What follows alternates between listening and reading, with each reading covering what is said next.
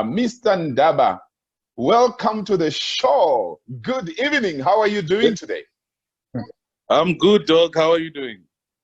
I'm fantastic. Thank you so much. Lovely. Thank you for coming through. It's a pleasure. Allow me to welcome Bami Lesejo Buitoko. There's somebody with, and the name is not displayed, but it's showing as Lenovo Tab E7. If you don't mind, kindly send me a chat so that I may know your name and appreciate you accordingly. I would like to welcome also Refilo G, Mondi Mudongo, and Puni. Thank you so much, everybody, for coming through. We really appreciate you. And I trust that we are going to enjoy the session together. So, Mr. Nkomo. Yes, sir. They say the secrets of men are in their stories. Yes. Let's start by saying, let's start by hearing from the horse mouth. Who is Ndaba Nkomo? Okay. I'm the founder and the managing director of the PR practice. It's a strategy firm. We specialize in scientific research, strategic communications, marketing, and public relations. So my story started 14 years ago when I joined Michael Hogg-Young and Rubicam after graduating with a degree in media studies in journalism from NUST, National University of Science and Technology. I joined Michael Hogg-Young and Rubicam, an advertising agency, the largest at the time in Harare. So I've been doing strategy and public relations ever since. Then I came to Botswana and I joined Otwa Public Relations. It's a PR firm. I was with them for 3 years. Before I was called by Horizon Ogilvy Mather to start a PR firm called Integrated Public Relations. Thereafter, I then carved my own craft in terms of creating the PR practice. And then we've done exciting work in the market. We've rebranded Little Larona. We've rebranded BIC. We're in charge of the rebranding for Bona Life. We've been involved in different stakeholder creations. Yeah, so that is the brief background. I've done a lot of crisis communications for different corporate communication clients at a very high level. So we are there to make sure that brands carve a better direction for themselves. They improve stakeholder communication, and they are better understood by their diverse business constituents. Awesome stuff. You know, I have watched you speak on a few occasions. And I love the energy. Yes, I've done a few classes for you. I love the energy. I love the confidence. I love the amount of value added. It's quite amazing. Much appreciated, Doc. Yes, awesome stuff. So we are in this COVID-19, my brother. And yes, we are not just talking about Botswana only. We are talking about Southern Africa. We are talking about Africa. And we have some of our audience across the world. So feel free as you share ideas today to try and suggest ideas that can help people from a diverse culture background and so on. Yes. Yeah. So one of the things that comes obviously to mind is this COVID-19 has really disturbed many industries. It has disturbed many employees, many business leaders. It has disturbed everybody generally. Up to now, many people don't know exactly what's going to happen to them throughout the year 2020. That's why we need conversations like these. And my passion is to make sure we empower entrepreneurs and we inspire business leaders. And as we do that, we help them to create more jobs, to increase GDP, and of course, you know, to alleviate poverty as much as possible and to boost economic development. Definitely. So from your point of view, Nkomo, what should business leaders and entrepreneurs and any person who might end up becoming an entrepreneur, because, you know, some people have lost their jobs, some will lose their jobs, what sort of mindset should they be having right now? Is it time for them to relax and sleep until COVID-19 is over, or there should be something they should be doing? I think I would subdivide the response. There's the entrepreneur himself, the employer. I think the dynamics have changed significantly. Like we are talking right now, under normal circumstances, we should be having you'll be booked in a in a conference room somewhere, sharing some of our ideas as we are. But you have managed to draw quite a diverse pool of experts to come through for this conversation. We are talking Microsoft Teams, we are talking Google Hangouts. Automatically, all these things have changed overnight because we need to find ways of surviving. So chances are what has been defined by any organization or an entity as their sustainable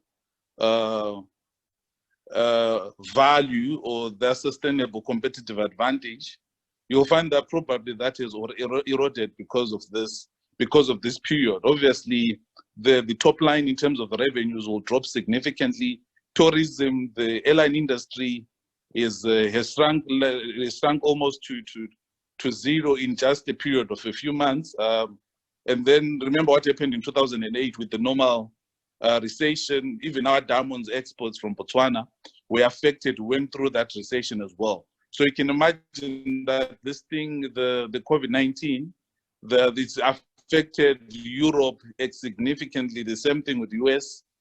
China is on the stage of recovery. Obviously, this is going to affect our export of this luxurious product that is the economic fulcrum of our nation. So around the world, it's not business as usual. So as entrepreneurs, we need to sit back and say, what will be the new value frontier for the different entities that we are providing? We have to introspect and find a way. But what I'll urge is that this is not the time to say, okay, let me wait for COVID pandemonium to end. This is the time to say, let me go back to the drawing board. During this period, use it to say, how can my brand survive this?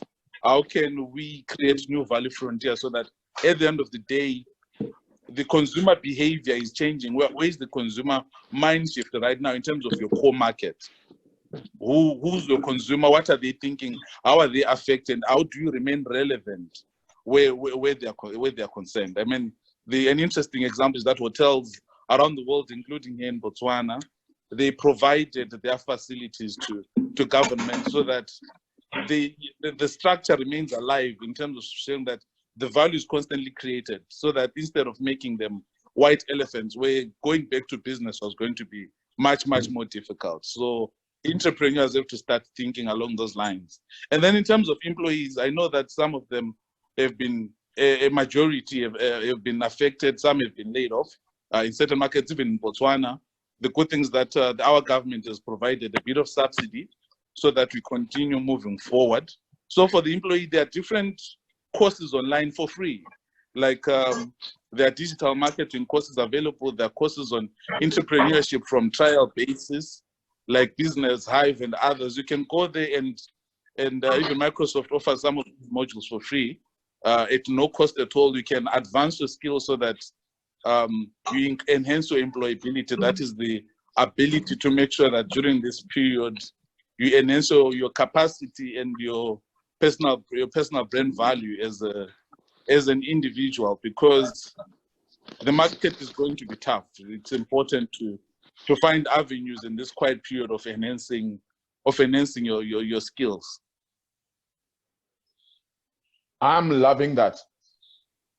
I'm loving that, because honestly, when you are in a crisis, it's not a time to sit back. It's time, I tell people, this is the time to work harder than ever before.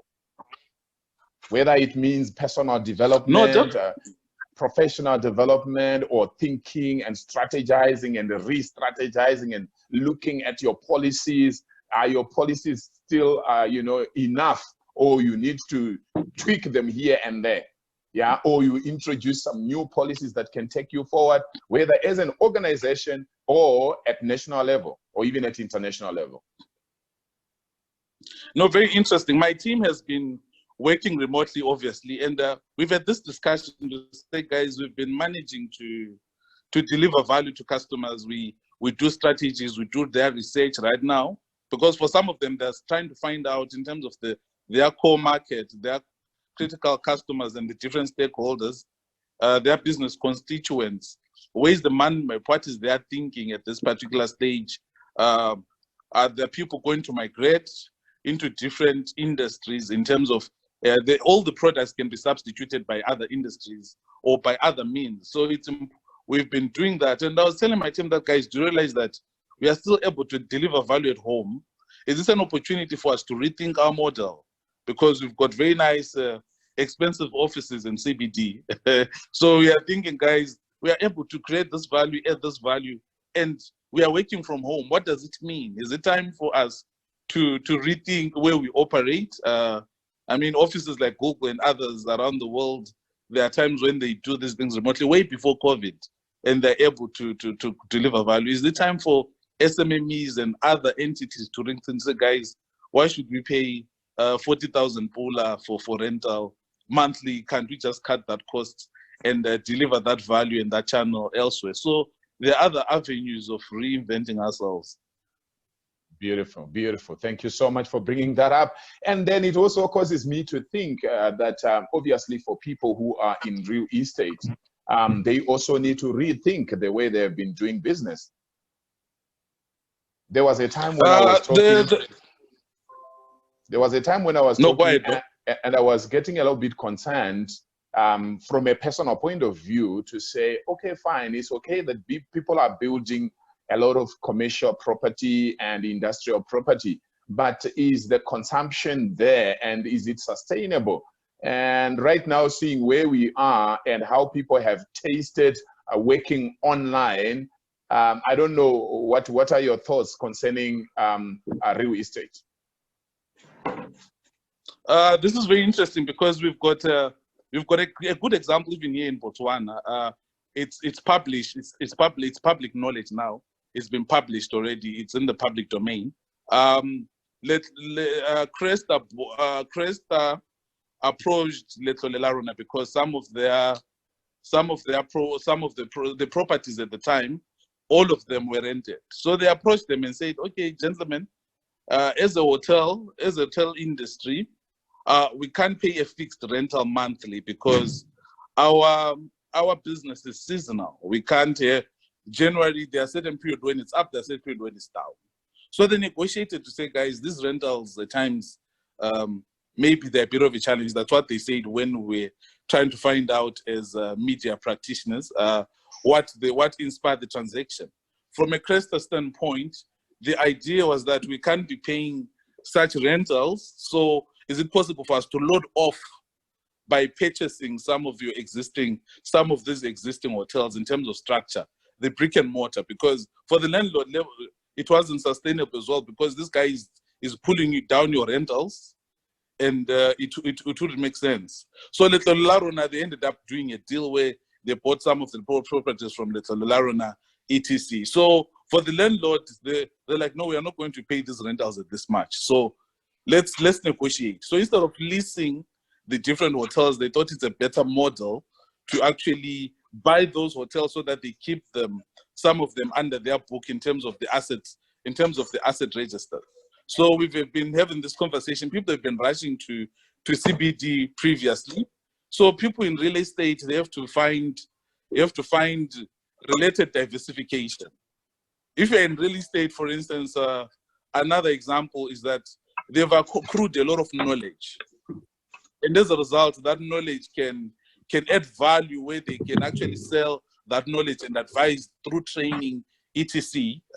This affects even the models for investments, because if you are heavy on that particular investment, you actually have to rethink will that particular investment in the current circumstances bring returns.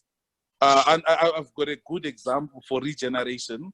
Audit firms for a very, very long time have been known as audit firms, but they've diversified. Some of them now do research. They will tell you, you know what, we are an audit firm.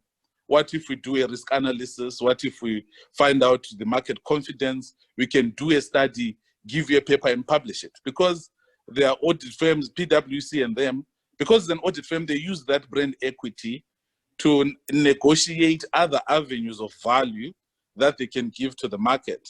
And then they come and say, we can do a risk profile. And there's no one that we trust better than auditors because they've got that equity.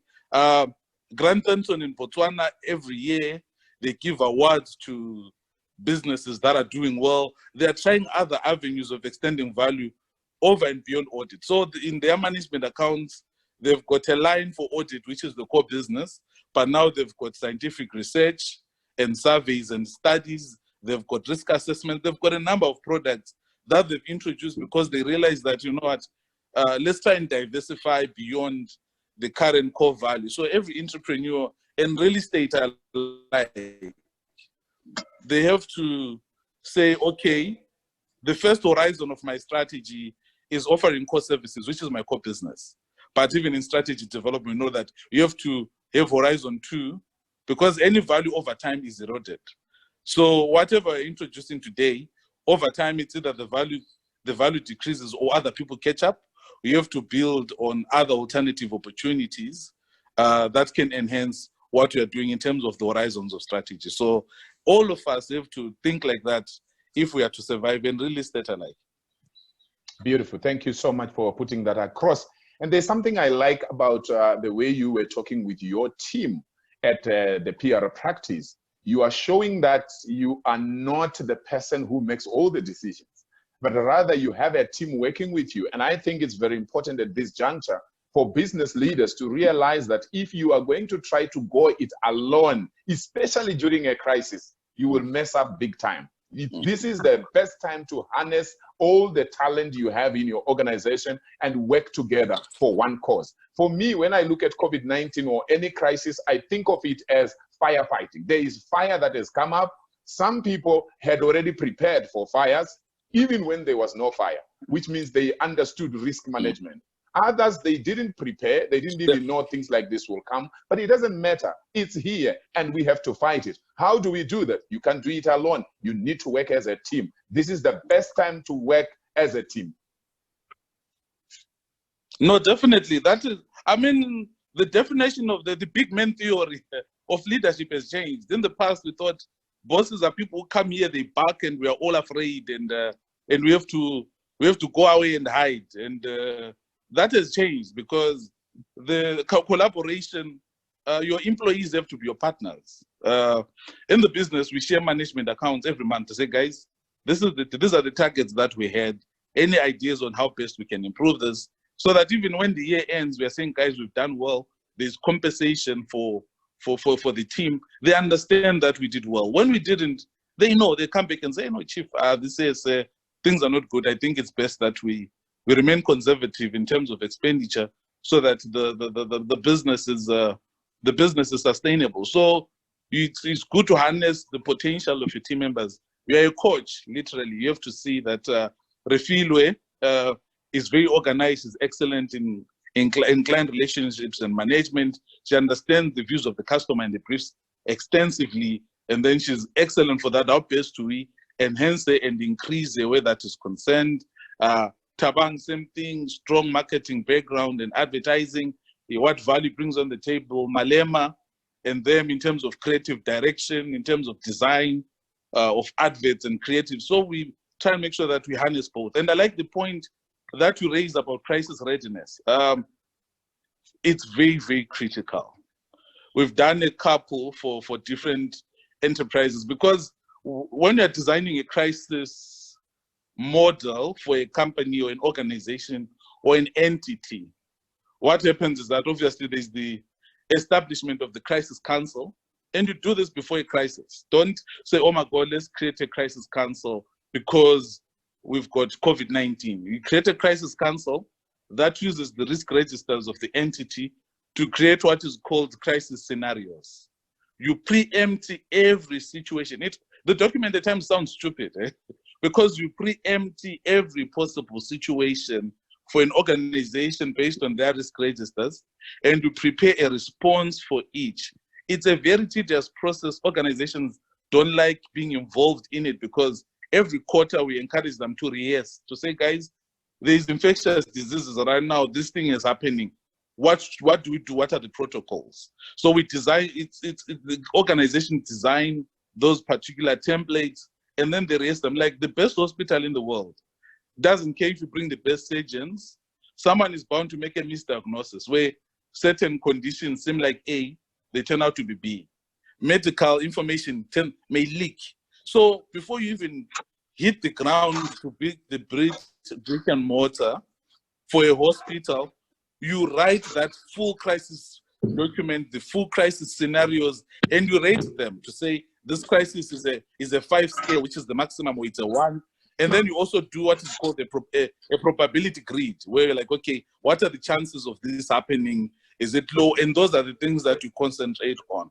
So for most cases, unfortunately, things like COVID-19, they demonstrate that we had never really had any crisis communication plan or any crisis model that we're rehearsing and revising. And this is not at an organization level alone. It includes governments. It includes all the different entities. If you are stuck by this, what do we do? What is our response? And so I like the points that you are highlighting. Thank you so much, Mr. Nkomo. And I think also when it comes to crisis management, it also stems even from an individual point of view, because there is some research which suggests that in every individual's life and in every organization, there tends to be a crisis every 2 to 3 months. When I first saw that, I said, wait a minute, is this realistic? But to a certain extent, I've realized that it's actually true. Individuals go through risky times, and organizations, the same thing, governments, the same thing. It's just that sometimes we don't actually recognize that we are in a crisis. And COVID-19 has come at a time which actually, I think, teaches us a lot of lessons as individuals, as organizations, even as families, and as countries as well. Now, you mentioned something to do with research, and I am very interested in that. Generally, when I talk to people, when I address people, whether in seminars, in workshops, I ask people, how many of you love research? Out of 100 people, you always get 1. People generally don't like research. And obviously, when we are saying entrepreneurs and business leaders are supposed to, be adaptive right now, if they don't do research, they will be doing experimentation. And if you do experimentation throughout, as much as experimentation is nothing wrong with that, but if you do experimentation throughout, you can actually lose more money, you can be more frustrated, whether you are an individual, an organization, or a country. And it's a high time we respect scientific research. For example, many people go into business because other people are in business. You see somebody selling tomatoes, you also sell tomatoes. But have you found out that person who is selling tomatoes, are they even making money? Some of these people will be willing to tell you the struggles they are going through. Is there a market? Who is interested in your product? How much are people willing, to pay for the product? Please, can you speak to that and try to bring it down to somebody on the street who may not understand when we are talking of national economics and international economics and big organizations. Just a mere human being who is trying to put food on the table for their family. How important is research? And then you take it to organizational level and at country level. Yes, that's very, very, very, very good what you are presenting, Doc. Because at times we stay okay as an individual. Most graduates they jump up fresh from university. You talk to the young man or the young woman, they are carrying that certificate with pride that I've obtained this degree. I'm excited. I'm ready for the market. I'm going to do 1, 2, 3, 4, 5. And then we sit them down and say, okay, what do you want to do? And then they'll tell you, okay, I did a degree in economics, I did a degree in marketing, whatever their background is. I'm saying, I'm eager, I'm going to the market. Okay, in terms of internship, how exposed are you for you to say you're setting up your own business? They'll tell you, no, I was in college for 4 years, so I've got enough background and knowledge and learning. So what I usually say is exactly what you're saying, whether it's a graduate or someone who's been in the business for a while, or someone who's like, no, let me start entrepreneurship, is to say, go out there and find out, to say, all right, if I start this today, how much does it cost? How much should I forego in terms of opportunity cost? And then, do I have a market? I mean, if I don't, what would it take to invest in terms of marketing models, in terms of making sure that my products, in terms of their features, their attributes, their benefits, they're viable, they're exactly what the market needs. There's a lot of thought and a lot of scientific process that is involved in that. And the point that you are bringing about, Doc, there's a difference between research and scientific research. We all do research, whether it's my son trying to find out why his laptop is not working or whatever the case. But when we say scientific research, it means that this is a scientific process that ensures that the results or the end product is bound by the norms and the international standards of data gathering, of data analysis, even the research methodology, the philosophy that is inspired in that research, etc., validity, all those particular aspects, for you to say, okay, I've done this thing, it's statistically relevant, or this thing without doubt, it's as close possible to the truth with a margin of error of whether it's 4 or 5%, we are almost 95% certain that those findings are important. They then inform your decision. So that's why the people who do this and they jump, they are ready to actually hit the market and hit the ground running. So even at an individual level, using these small instruments that we have to say, we are jumping out there, what is available? Are you ready? Where will you be operating from? Who's your market, etc.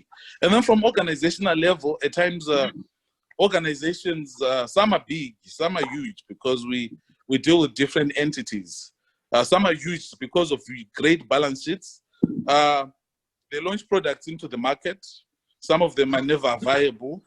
They launch campaigns into the market, etc., but they never understand why things go wrong.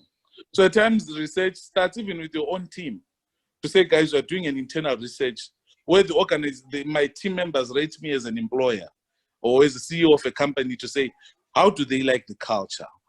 What's making them pull back? What will make them put 100% in terms of my efforts? What will make them say, you know what, I'll go beyond the call of duty to make sure that I add value. Do they understand the space, the roles that they play in the organization?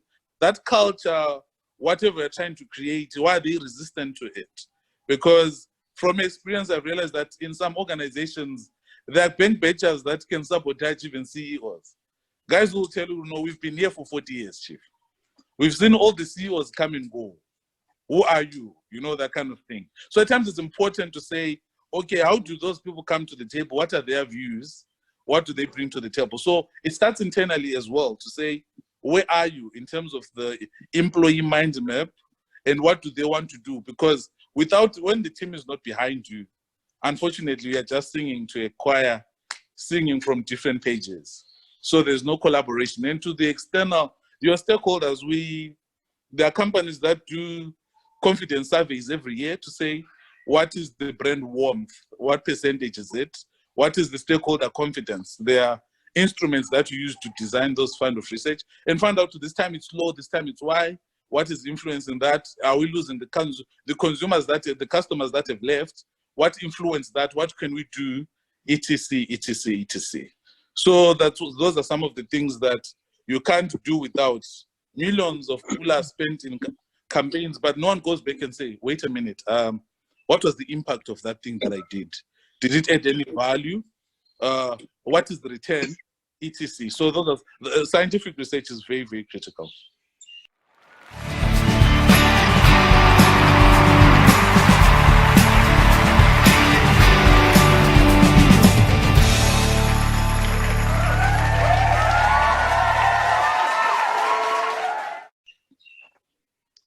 Awesome stuff. Thank you so much. I really appreciate. I will kindly ask all the participants to make sure that your mics are muted. Thank you very much. Kindly make sure that unless you are speaking, your mic is muted. Thank you so much. All right, so you have said some very interesting things there, Mr. Ndaba, concerning research. I like the fact that you have distinguished general research from scientific research, because scientific research, what it simply means is, if you have done research and you tell me how you have done it, you tell me the methodology, I should be able to do the same and get almost the same results. It should be duplicatable. Yeah, yes. It should be something that can be redone. Yes. Now, generally, people do not want even research, hella research. They don't want to do research. And I think it's time we learn and grow. You know, I've spoken to some young people particularly who say, Dr. Mutoko, I want you to mentor me in business. Oh, beautiful. I will mentor you. Right. And some of them, you find the moment you start saying, you have a very brilliant idea that you want to implement. Have you done your market research? Then they will say, research again. You have started. You know, while I'm doing research, other people are already making money. And I have a very good response for such people. I have a good response for such people. I will say, oh, okay, you can go ahead and make the money. Then a few months down the line, you will realize that a few months down the line, they come back crying because they have experimented on this. Okay, there is room for experimentation, but successful people do not make it by experimentation only. They make it by following the principles. Every business must follow principles. And our people need to understand that it's important for you to follow principles. You know, I love scientific research. There is a time when somebody wanted to go into cab business. And then they say to me, can you help me come up with a business plan? I'm like, oh yeah, I can help you with that. Do you want me to do the research for you as well? Or you will do the research? They say, research me. No. I explained to them what it meant. Because you just see everybody doing cab business and it looks very easy. You just think it's a matter of meeting the minimum requirements. You know, you go out there, get 4 vehicles, 4 Vits, or, you know, some of these small cars, and get the radios and get your Honda Fit and get your license, and off you go. You are now running a cab business. Is that so? So by the time this guy, at least he was reasonable because he saw the importance and he was willing to pay the price. By the time I did the survey, even myself, I was surprised by what the market was saying. And the client was extremely impressed that he still went into cab business and he's quite successful right now, but he's not doing it the way everybody is doing it. So I'm just emphasizing the fact that what you are saying about scientific research, people need to take it very seriously. There is the old way of marketing, and you are the guru in marketing and branding. I should not say a lot there. There is the old way of thinking. The other day I was listening to one expert who is very good at e-commerce and digital marketing. And I didn't quite agree with him. He was saying that, you see, if you want to do business, if you want to get customers, just make sure you convince the client that they have a problem and then show them that you have the solution. I'm like, wait a minute, this sounds okay, but very traditional.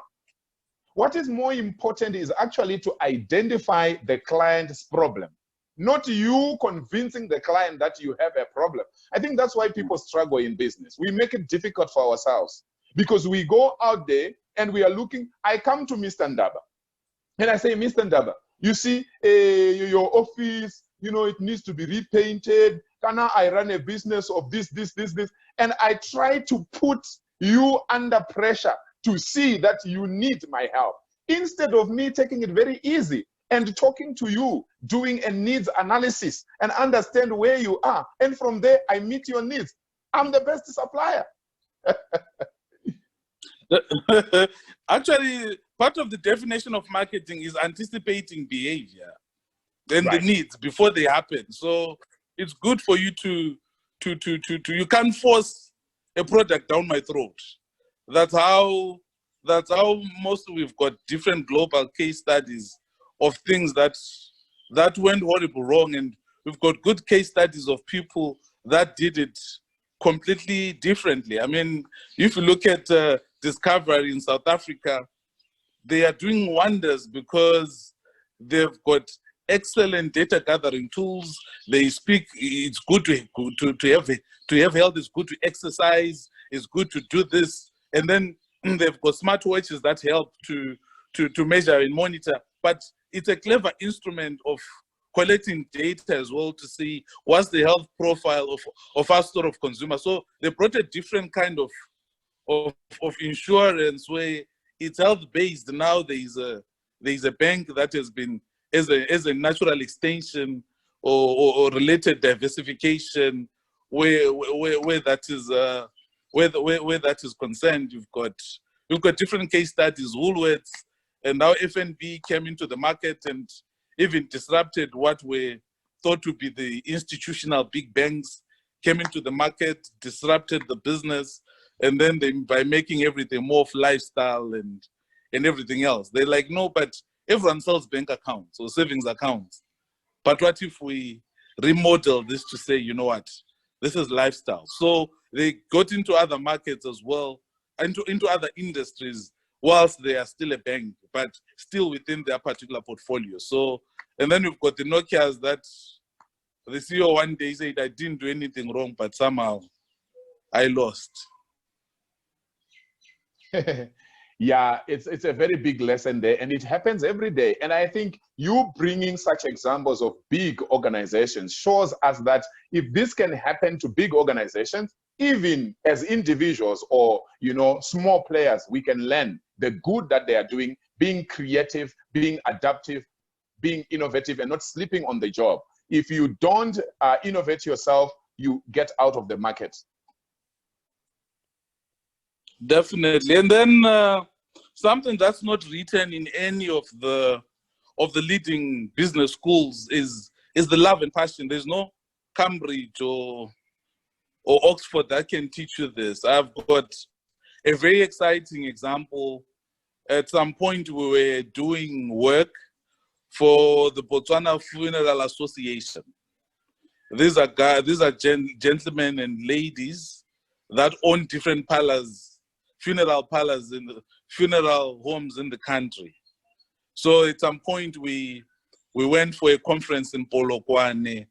For the first time in a very, very long time in my life, I saw family businesses that are on third and fourth generation. These people, for most people, funerals and this, it's a bit strange. Those people love their craft. They are passionate about it. You see, there are guys like Remo Kwati who runs Travelers in Tlokweng and in different offices. Those people came together, formed an association so that whatever happens, we've got the capacity across the country. I developed newfound respect for the undertaker. Though I learned a lot, the guys who, at first when I was attending that conference, I'll get spooked because they'll tell you how they preserve, for instance, the body. They'll tell you about embalming. You can preserve, there are liquids that are put in the body so that it's preserved in terms of make sure that it doesn't decompose. The whole family involved, they understand the craft, the vehicles, the value, the plots, and the land for this. I had never seen so much passion, which ensured that their technical expertise in their area was completely unmatched. I was like, here's an African entrepreneurs who've invested time in understanding exactly what they do. It's complete value from to say whether if it's a repatriation, you're getting a body from across the borders, whether it's overseas, all the way to the burial and everything. Few of us want to do that in our lives. They have mastered their craft. And you see a son who tell you, no, I'm in Form 2, I go and help my dad, etc., etc. Is already integrated in the business, they understand it. Because I was trying to understand, but guys, we are saying this business actually started in 1918. How did it happen? And now we are talking 2020. this thing is still operational. What for me, that was the interest. I hadn't seen that mostly because like most African markets, most businesses are not greenfield. It's investors that come in through FDIs to actually establish, whether it's banks or it's insurance companies, etc. It's rare to have a business that starts greenfield in country, and then 80 plus years later, it still has a balance sheet, has been running continuously within the business. I was very impressed. Wow. Very interesting there, Mr. Ndaba. They have mastered their craft. And I think that's the advice for everybody right now. Whatever business you are doing, whatever entity you are leading, whatever enterprise you want to start, you need to master your craft. And you know why that is very important. Right now on this show, I've been interviewing people from different places. I've interviewed a number of people from South Africa. I interviewed somebody from Turkey the other day. I interviewed somebody from Nigeria the other day. I interviewed somebody from hey, the name is refusing to go. Kazakhstan. Yeah, Kazakhstan. And you realize that, okay, look at it this way. Even for churches, things are not going to be the same again. You cannot afford to be a pastor who doesn't know the word, and you expect people to attend church as usual because your church members have learned how to attend church online, and they've tasted different messages across the world. Maybe you are a consultant, you are a business consultant. Maybe you are a designer or whatever it is you are doing, or maybe you are a university. And the students, like you were saying, there are so many courses. Some courses on Udemy, some courses on, I mean, they're on Coursera. There are different kinds. Microsoft offering courses. Which other one? There are so many courses out there. People now have got more options. If you don't master your craft, you will remain with no customers. You may never have clients again. Because all of a sudden, everybody has seen that, okay, so I can be seated in Botswana and all my artwork is designed in India. They knew it before, but probably they didn't do it because COVID-19 had not come to shut down everybody. And now everybody has explored Zoom, they have explored Microsoft Teams, they have explored Moodle, they have explored different kinds of things. So you now find that people can learn from anybody across the world. And if we do not up our game, it's not going to be easy. We are now seriously in a global village. That is very true. That is very, very, very true, because people now, and I've shared this, I mean, even in some of the classes that you've invited me to, that I think one of the things about the National Human Resource Development Strategy in Botswana is to ensure that all citizens are globally competitive assets. In terms of technical skill and value, we should take any citizen from our country, put them in any global market. They should have the working knowledge of at least observing the system and being able to create value within reasonable time. Because like what happens is that at times we don't compete with locals anymore. At times you see, even if you're an employee, you see a big advert, they're looking for a technical skill in this particular, for this particular entity, whether it's financial, it's mining, and they're assuming that I'm competing with other fellow citizens, whether it's a company in Zimbabwe, in Botswana, South Africa. You'll go there and realize that there are other interviewees that came all the way across the world to come and attend that very same interview with you. That's why you've got different CEOs from different places, different finance directors, or people with technical competences that are coming from the region. So it's a diverse pool. That's why it's important for us to actually ensure that our cultural and social capital is always enhanced, because those are two critical components in terms of building a strong brand identity and strong personal brand equity. Because at the end of the day, you are competing with the entire world in many, many different circumstances. Beautiful. Thank you so much, Mr. Ndaba. So what it means is that we should not be afraid of the tough circumstances, but rather we need to beef up our competencies so that we become globally competitive. Now, I want to quickly go to a chat from Bami Leseho Buitoho. He says, hello to you, Dr. and Mr. Ndaba. I found Mr. Ndaba's point of crisis model interesting. From my general understanding, a crisis model has been equivalent to business shrinkage. As a PR Mogu, could a crisis model present or be a substitute for an emergent strategy? Basically, can a crisis model be developed to allow a business to take advantage of a crisis, i.e. an opportunistic model? Definitely, because when you design a crisis model or a crisis plan, it involves a lot of introspection of the business.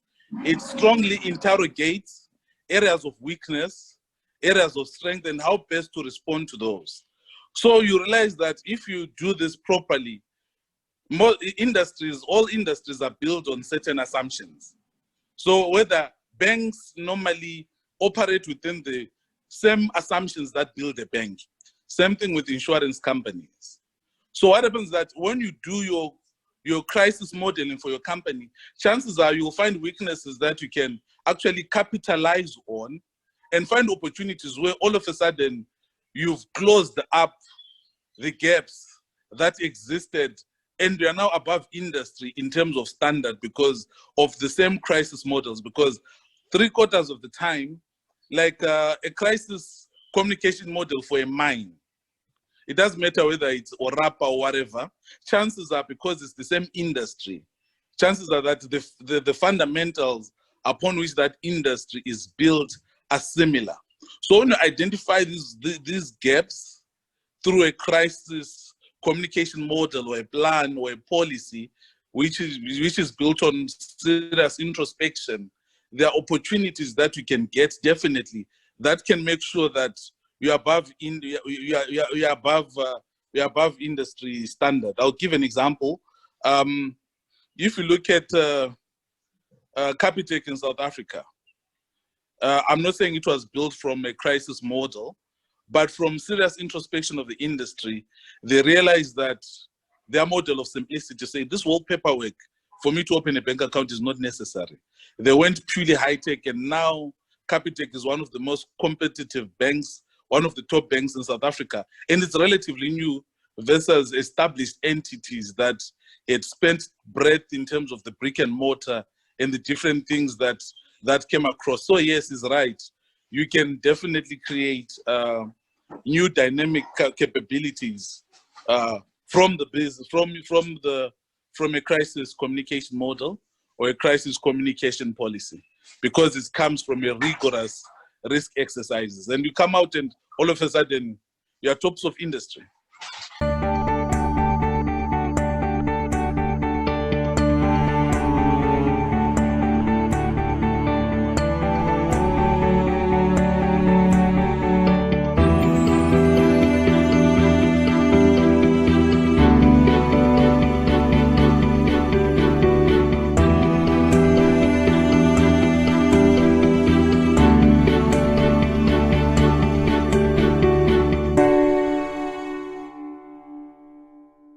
Awesome. Thank you so much. I think you have answered it so well. And one thing that excites me is that both you and I are involved in scientific research, and we help organizations to craft their strategies or refresh their strategies. But something about you is that you go an extra mile. You have much more experience than me when it comes to branding and rebranding. Would you like to say a little bit more? I know you've been touching here and there. Would you go ahead and say more on what organizations should be looking for, or even countries, what they should be looking for in terms of their brand right now going forward? Yeah, I mean, there are different, in terms of countries, because branding is all about the impressions. When I say F&B, what's the top of mind association? What's the first emotion what's the first thought that crosses my mind? That's the power of branding and the investments that get into creating those personalities. The brands are alive. I mean, if you can brand electricity and water, you can imagine why it's important to brand different things. There are times when you say ESCOM, there are certain impressions that come from that. When you say Botswana Power Corporation, there are certain sentiments that come from that. If you say water utilities, so what happens is that those are the sentiments. It's a scientific process of investing in terms of creating a persona beyond the symbol of what we are seeing there. So from a country's perspective, most of the models that are there, they build on natural endowments. They'll tell you that in Japan, the number of scientists per capita ensure that Japan's competitive advantage as a country is built on technology, it's built on science. In the absence of any significant natural resources, it was the science that made them think significantly ahead. Same thing with Germany, same thing with Israel, etc. For Botswana, natural endowments, obviously, we talk of diamonds, we talk of our people and that different competences. So we build around those different natural endowments because you naturally gravitate towards that because it comes naturally.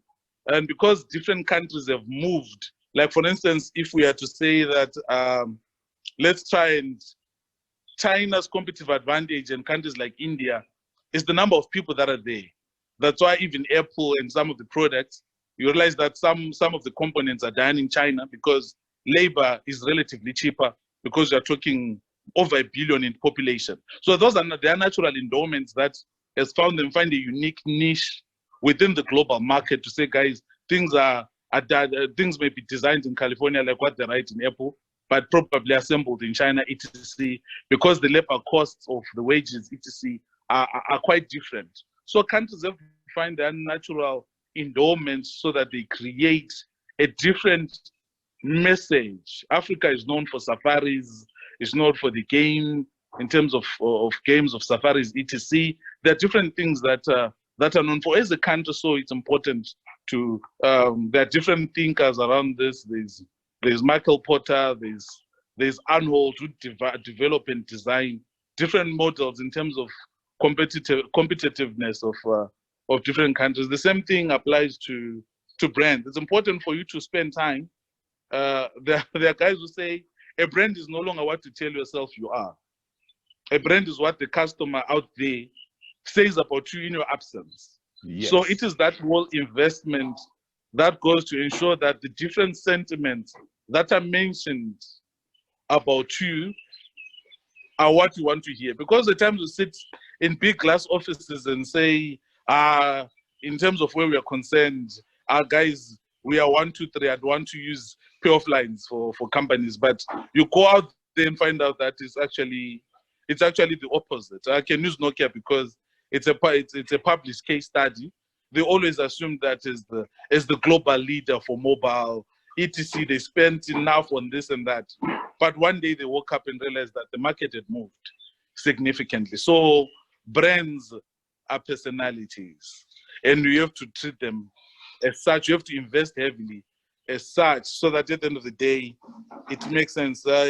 I like, there was a time when Barclays was running an exciting advert. They said, we don't support sports, we don't support soccer, we don't support rugby, and all these are things that they sponsor, by the way.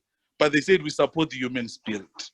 So their positioning around that was that you may think we are doing sports, but we are just behind the human spirit. That was deep and quite powerful in terms of resonance. We've got similar case studies with Choppies where they say the brand, you believe you're in a home where they care about your pocket. So it's about investing in that, because you have to know your unique point of area of communication so that you invest in it. If you're a BTC, you're about reach, and you're like a Visa, it's about reach wherever they are. So in terms of communication, they hit that point home for their brand, because whether in Joburg or you're in Mangatai or you're in Singapore, Visa talks about reach. So it's only wiser to create the brand persona around those unique features, attributes, and benefits, and those unique qualities that make you who you are. So when we talk of rebranding, at times it's because there are certain dynamic activities that then lead you to say, maybe it's high time we rethink what our brand values are, what we represent, or what we're about. At times it's because maybe there's a management takeover, or there's a strategic change in the direction of the business, or at times it's a scandal. At times a scandal can make you rethink your identity in terms of the market, and you want to give the confidence that you've rethought what you're about. At times it's not necessary to do the overall rebranding. At times it's simply something as nice as a brand refresh, where you are doing certain aspects so that you just try and re-energize and re-engage the consumer to realize that we are thinking about you, we are constantly improving ourselves, and this remodeling is to demonstrate to you that we are not a constant beast, but we are uniquely trying to find out to be agile and to be responsive. And it's a way of trying to make sure that the customer is constantly engaged. Thank you so much for saying that. And I just hope that everybody will have something to take home here, whether you are starting your own business or as an individual, because there is a personal brand, there is a corporate brand as well. So everybody has a brand. The question is, when people hear Wilbert Mutoko, what comes to their mind? It's not what I want people to think about me, but it's what they think about me. When people hear Ndaba Nkomo, what comes to their mind? When people hear Cristiano Ronaldo, what comes to their mind? When they hear Apple, the moment you just hear the word Apple, do you think of the apple to eat or the Apple company? When you hear Amazon, what can... So it's important for people to seriously think about their personal brand as well as their corporate brand. I really appreciate that.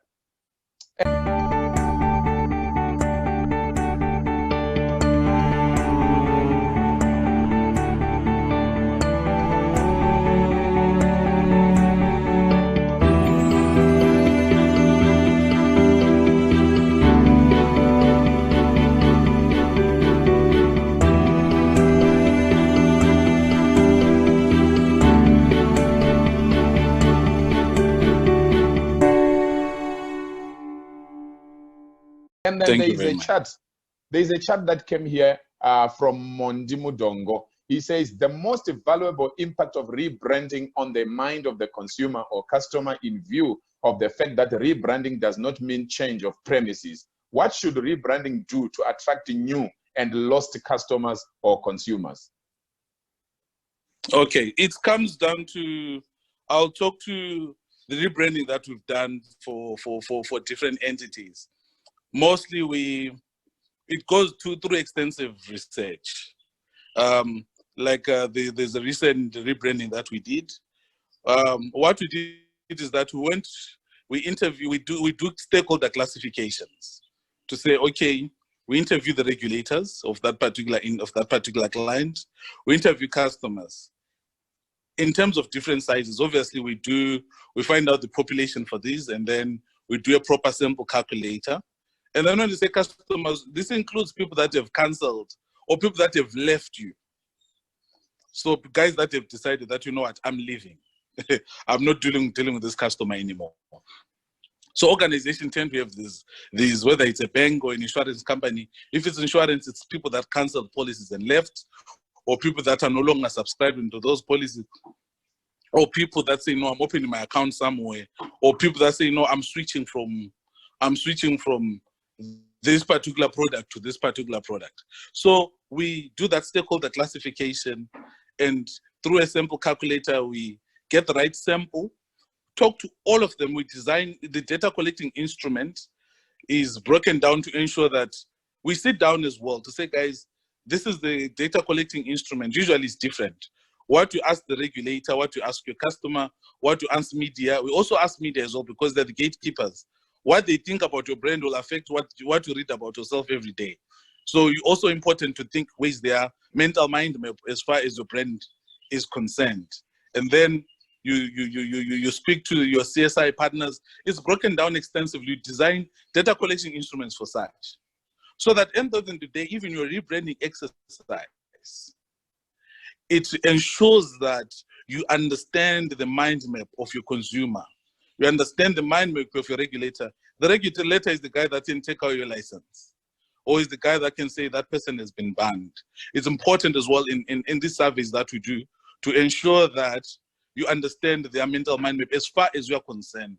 So all those collective sentiments, we then use them to say, what are we creating here for the rebranding exercise?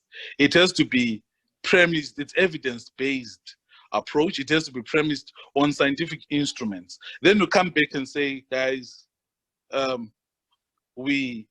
what we are all about is quest for zero defect, which was one of the old Samsung. Oh, we are saying it's #1 because of you, which is the mascot, or whatever global. Just do it, whether it's a Nike, etc.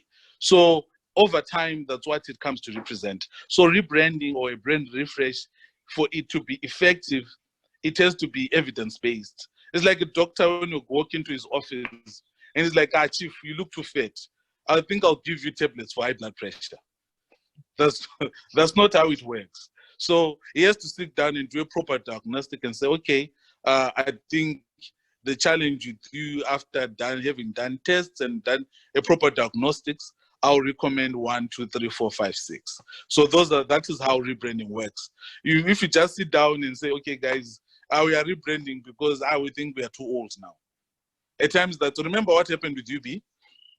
The emotional sentiments that went to creating WILBERTMUTOKO logo, it was deeply enshrined in terms of the mental picture of people that were there saying, we are bringing a basket of millies. I'm bringing 3 cows, I'm bringing 4 chickens, so that university is built. So the assumption was that, okay, over time, probably it's high time we remodel this institution to communicate new values. And the backlash was harsh and swift because people still had the sentimental value of what that collective persona of that institution, of that brand is. So the proper way of doing it is to ensure that it is backed by proper scientific research. Like we said earlier, Doc, scientific research is that even if it's given to say, okay, the peer practice did the study, we are giving it, Dr. Mutoko is going to lead it. You come back with all more or less similar instruments in terms of the knowledge and the data that is created from that. So you have to say, guys, I don't care what you say. Scientific research is saying the consumer is shifted. The consumer wants 1, 2, 3, 1, 2, 3, 1, 2, 3. So that way to answer his questions, that's how you can back the confidence of even the guys that left. To say, okay, guys, how did you lose them? Because when we talk to them, they're able to reveal to say, you guys, you're never communicating with us. We never quite understood what we're doing. Or one thing, are you guys? So you're able to get that information and then use it to now remodel what you create as a fresh and a proper brand. Well said. Thank you so much for answering that. And I think also, for example, some business leaders miss it when they do exit interviews for some of their employees. They do it with harshness. They do it with bitterness. They just ask, so why are you leaving? Why? No. I think that's why sometimes you find organizations hiring a different entity altogether to do the exit interview. You need to be genuinely interested to know why somebody is going. You need to be genuinely interested to know why your clients have left you. If you are not genuinely interested, or you show bitterness, or you want to try and force the person to stay or the customer to stay, you won't win. I think we have seen in some cases where somebody is leaving a company and they are asked, you know, can we triple your salary? Can you stay? What you are saying to the person, you are saying, we've been cheating you all these years. We were paying you 10,000 pull-up, but you are worth 30. So now, because we want you to stay, can we give you 30? And that doesn't play very well on the ego of that person. Agreed. So, yeah. Agreed. I agree with you there, Doc. Yeah. No, thank you so much. So let's go back to, are there some business ideas that you can suggest for starters? I'm very passionate about the youth. I know, obviously, you and I, when we do scientific research, most of the time we are doing for big enterprises. we are doing for some companies even listed on the stock exchange.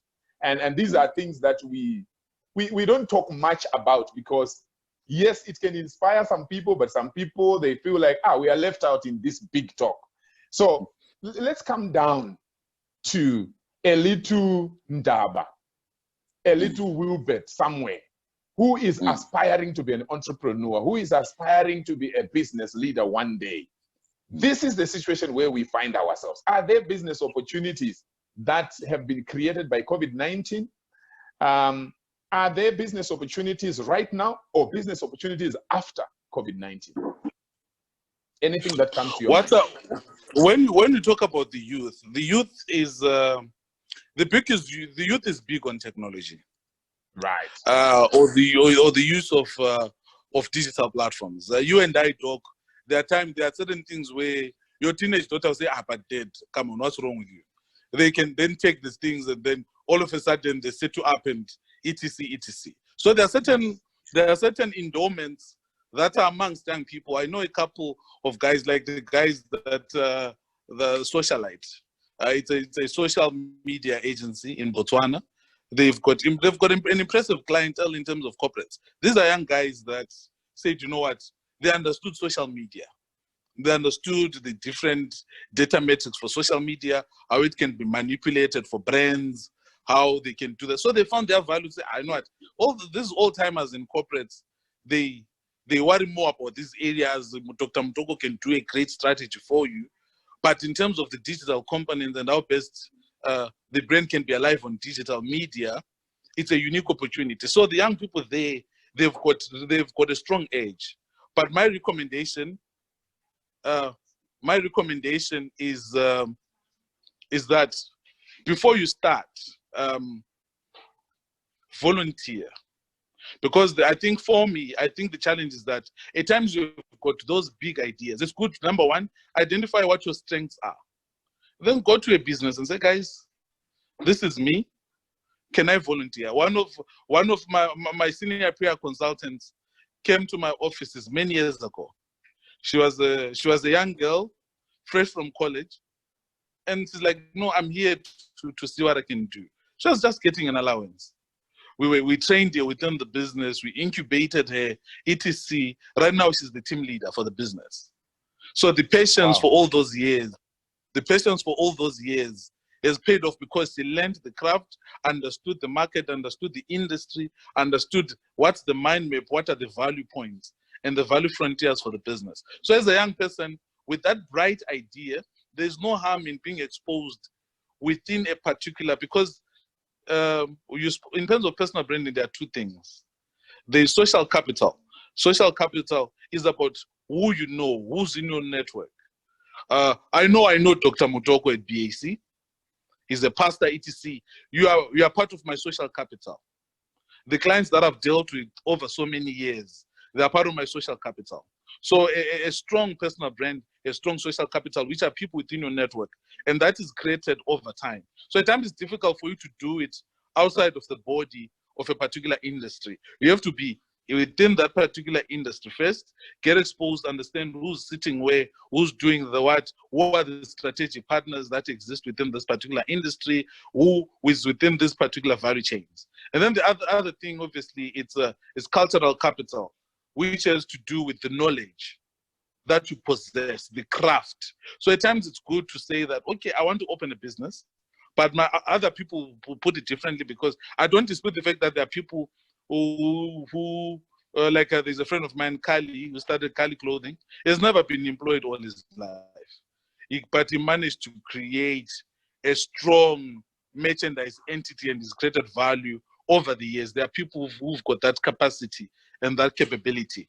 But from my personal story, I think it's important for you to be exposed to the industry competencies, industry capacity, what are the weaknesses for the industry, because when you're adding value, you're creating a new value frontier, you have to understand where the weaknesses are. That's what the Blue Ocean strategy document, that award-winning paper that changed the minds of businesses over the years, is about. So you are able, at times it's difficult to, there are people who've got that natural brilliance to say, okay, like the guys for Uber or whatever the case may be. They're sitting down, he's in the rain somewhere, he's like, no, this thing of waiting for the cab the whole day doesn't make sense. And then, boom, light bulb moment, and then he goes to create what is to be the leading cab industry in the world without any cab, etc., within their inventory as a business. So that is impressive. But from where we stand, I think within African markets as well, at times that humility to say, you know what, let me go to the PR practice, let me go to BTC, let me go over and say, guys,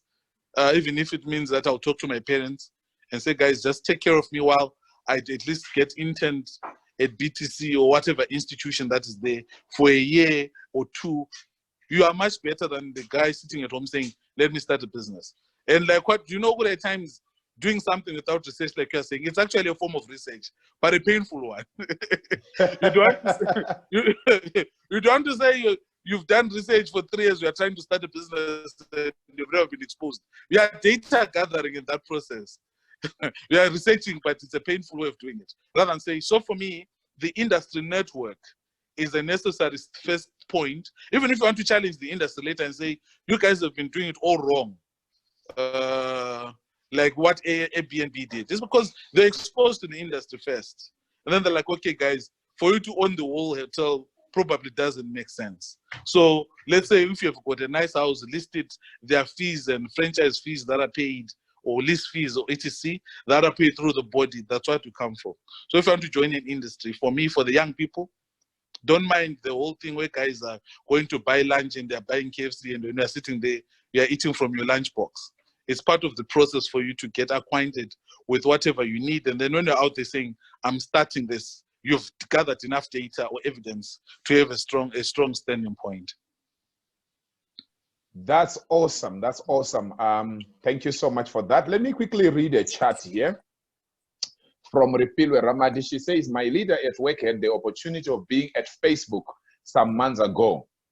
And they advised that it's important to really get to know what your customers want and their experience with your products. They really advised focus groups.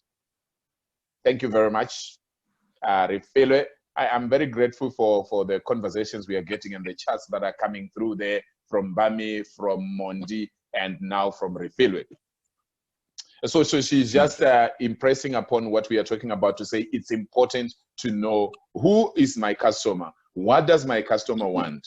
All these things we say entrepreneurship is solving problems, it's meeting, closing a gap. It's not a problem that you come up with. You know, I always say to people, for example, many people call themselves business consultants, but they don't even know the problems that businesses are going through. They don't even know what's happening in the economy. And you want to be advisor. What are you advising when you know nothing? So we need to challenge ourselves to go out there and know what's happening. You know, there's somebody who went to my website, Mr. Ndaba, Mr. Nkomo. Yes. So I was very impressed with him. Now, this is not somebody from Botswana or Southern Africa. This is somebody in another continent. They say, Dr. Mutoko, I've been to your website. I liked A, B, C, D. However, as an expert, I believe I can help you achieve A, B, C, D. I was very impressed. I say, wow, what a way of doing business. This person, they are at another level. They don't do the way everybody's doing it. They took the pain of going to my website. Already they are showing that they are an expert and they are interested. And they could see the good things I've done there. Now they come to me and say, we could help you to do ABCD. It's different from you sending me an email or calling me to say, do you have a website? We help people with their websites. I see that even, even on LinkedIn, Mr. Nkomo, you find somebody who is supposed to be quite respectable is your connection. And then they drop you a message via LinkedIn. They say, Dr. Mutoko, what do you do, by the way? The moment you do that, you are putting me off. I'm already off. I was respecting you, but why do you ask me what do I do? I'm your connection. You have access to my profile. You mean you can't take the pain of looking through my profile? So one person did that. And then I went to their profile checked it properly, then came back to them because I thought they were a good connection. But maybe, you know, it just happens that sometimes we are lazy and they wanted to hear from my mouth directly. So I went to their own profile before I responded, and I said, I thought you were going to look through my profile. Anyway, I went through your profile and I enjoyed this and this and this and this, and I like the fact that we have this and this and this in common.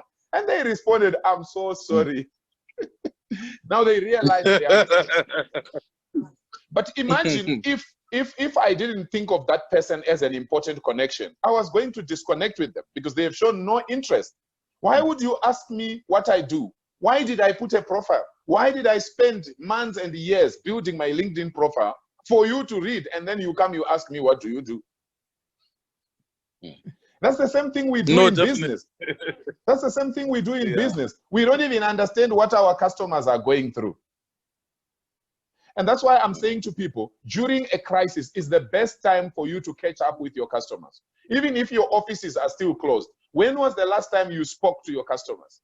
I remember last time, 2 weeks ago, I was talking to one CEO of a group of companies. How are you? I called them. How are you? I know that we are in COVID-19, blah, blah, blah, blah. And they expressed to me their fears and their concerns. And I didn't say to them, you see, as a leadership consultant and strategy consultant, can I come in and I want to, you know, showing that you are looking for money. No, I just wanted to give them an ear. And it also helps me even to help them to come up with solutions because I know what they are going through. This is they have new problems. And if you are not careful, after COVID-19, your customers no longer need you. They know you were very good before COVID-19, but they are not sure you are competent enough to solve their problems after COVID-19 because you are too quiet. Awesome stuff. Ndaba, can you share with us the rest of the things that you brought for us? I know that I didn't ask you some of the interview questions that I had sent you, but I think it's important for us, you know, to allow following up certain important issues that you were talking to, and also reading the chats from the participants. Now, I want to leave this time to you to share with us anything else that you brought for us today that I haven't asked you. The market is moved to expertise-driven solutions. This is a message to entrepreneurs. This is a message to consultants. This is a message for everyone really who's listening. I'll give an example in terms of our industry. There was a time when advertising and marketing agencies, the value as marketing agencies would sell merchandise to a client. For instance, I'm rebranding a customer. They'll say, okay, can you please get a t-shirt and put them nice logos, etc. And for a very, very long time, it was a big economic fulcrum for our line of work, for pertaining to our industry in particular. But over time, entities and companies, they hire from advertising agencies. You want a smart marketing young woman, a smart marketing young man, you go to these leading entities that exist within the market, get a client services director, and we hire them as your marketing manager, etc., etc. So as a result, the people have those contacts. They don't need to go to you to say, get me t-shirts or buy media from me. Because for a long time, we are doing the bulk of media buying as industries. So what happens that the value moved, the value shifted. So this is the truth for any form of value that you are providing right now. If you do the time value scale, you realize that whatever you're providing today, over time, that value shrinks because it's either someone can come back and imitate it or someone can come and do it better. I'll give a simple example. When my wife met me many years ago, the 12 pack, handsome, all these things, etc, etc, etc. But over time, you degenerate because of age. You are no longer as energetic as you used to be. But the advantage is that you trade the energy of youth with intelligence and wisdom and experience in terms of life issues. So products and industries are like that. So whatever value that you're providing, it's today it's lucrative. It's the top cream. Like in milk production, the top part is the one that does yogurt and fresh cream and all those things. So what happens now is that for whatever you're providing in the market, over time that value is going to erode. So always think ahead. So as an entrepreneur, as a business, always understand and interrogate your sustainable competitive advantage. How much is it going for? What is the time frame? What is the time value scale of that? How long would that value be before other people actually catch up? So for me, the message is that continuously invest in more knowledge, in creating your craft, rethinking it, remodeling it, so that at the end of the day, it makes sense. That is the message that I think at this stage for the COVID-19, let's spend time and effort in saying, but how can I add value? If you're a young person saying, what are my natural endowments? What are my God-given talents and capabilities that I can invest on? What's the one thing that when you're doing, you time and effort, they don't seem to matter because you love it so much and you're passionate about it. Invest on that and make sure that you build value from that particular standpoint. If you're an entity, same thing. Am I the best in my game? I am today, but how do I ensure that I'm still the best in the game tomorrow and forevermore? Beautiful stuff. Thank you so much, Mr. Nkomo. Let's talk as we come to the end of this interview. Let's talk about economic recovery. Your thoughts for Botswana, Zimbabwe, South Africa, and all countries in Africa in general. What I'm observing now is, what I'm observing now is the rise of nationalism. Every country right now, Trump is the one who said that America first, and at some point it sounded like a joke. Like, I know this guy, you know, how can he speak like this? America has been the global police person and provider, etc, etc. They cut off the funding for World Health Organization. They said it's not making sense to them. They're saying that when the vaccine comes, Americans will get that first. The British are saying the same thing. So what we are realizing now is that one thing that is going to definitely influence industry, influence trade, and influence what we are doing now is the rise of nationalism.